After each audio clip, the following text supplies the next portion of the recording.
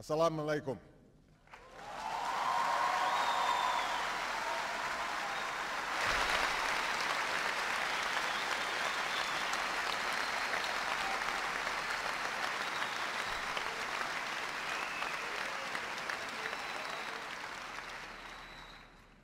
As the Holy Quran tells us, I also know civilization's debt to Islam. And throughout history, Islam has demonstrated through words and deeds the possibilities of religious tolerance and racial equality.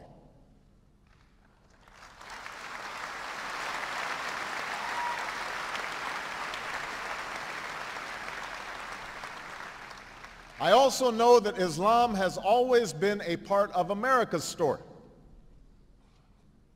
And since our founding, American Muslims have enriched the United States.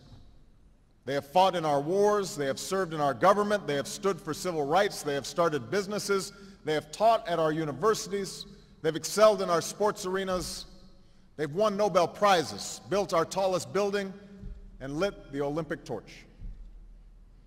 And when the first Muslim American was recently elected to Congress, he took the oath to defend our Constitution using the same Holy Quran that one of our founding fathers, Thomas Jefferson, kept in his personal library.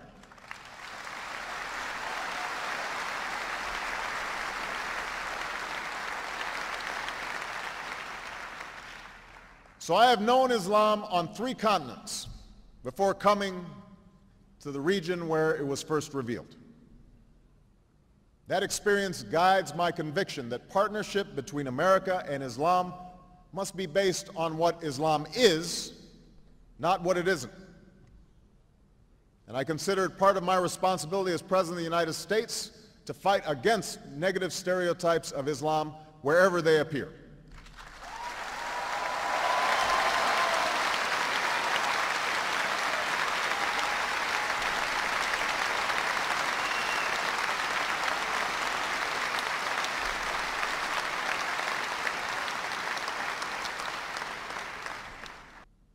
Now, much has been made of the fact that an African American with the name Barack Hussein Obama could be elected president.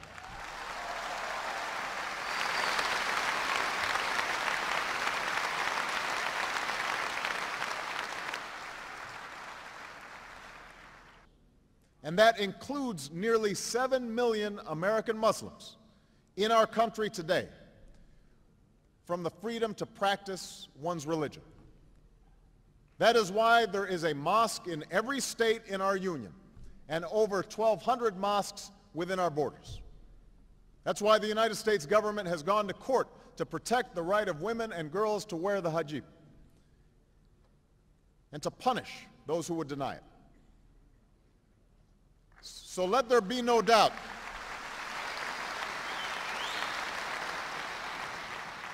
Let there be no doubt, Islam is a part of America. All of us share common aspirations: to live in peace and security, to get an education and to work with dignity, to love our families, our communities, and our God. These things we share. This is the hope of all humanity. When innocents in Bosnia and Darfur are slaughtered, that is a stain on our collective conscience.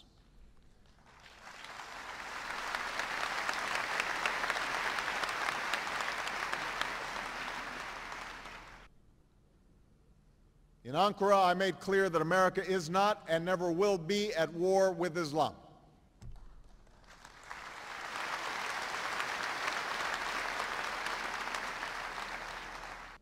Their actions are irreconcilable with the rights of human beings, the progress of nations, and with Islam. The Holy Quran teaches that whoever kills an innocent it is as if he has killed all mankind.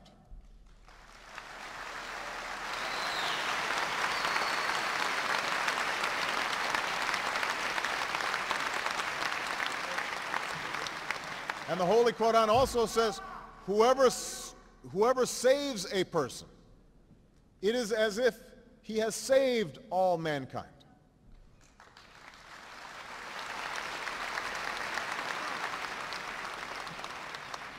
The enduring faith of over 1 billion people is so much bigger than the narrow hatred of a few.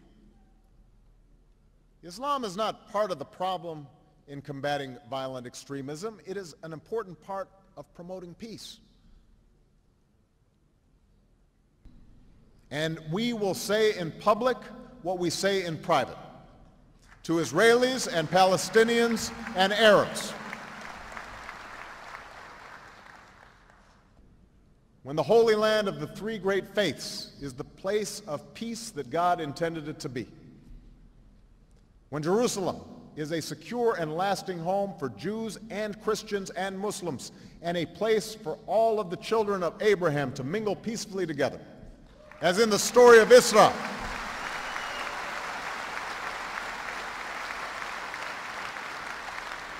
As in the story of Isra, when Moses, Jesus, and Muhammad, peace be upon them, joined in prayer.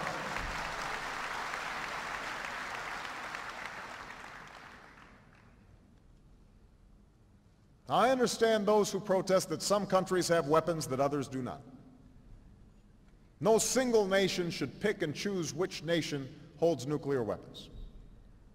And that's why I strongly reaffirmed America's commitment to seek a world in which no nations hold nuclear weapons.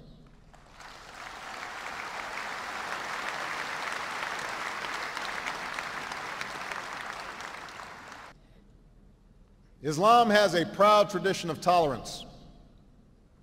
We see it in the history of Andalusia and Cordoba. Freedom of religion is central to the ability of peoples to live together. We must always examine the ways in which we protect it.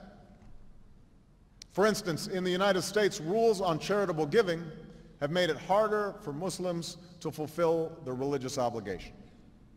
That's why I'm committed to working with American Muslims to ensure that they can fulfill zakat. Likewise, it is important for Western countries to avoid impeding Muslim citizens from practicing religion as they see fit. For instance, by dictating what clothes a Muslim woman should wear. We can't disguise hostility towards any religion behind the pretense of liberalism. In fact, faith should bring us together. And that's why we're forging service projects in America that bring together Christians, Muslims, and Jews.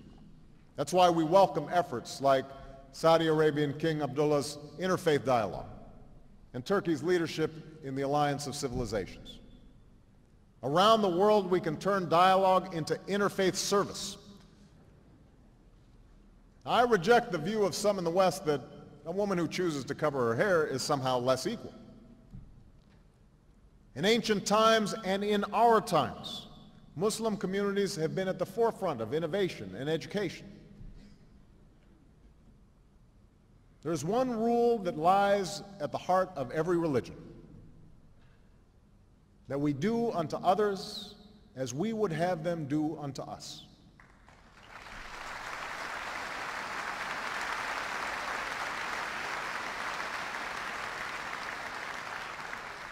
The Holy Quran tells us, thank you, and may God's peace be upon you.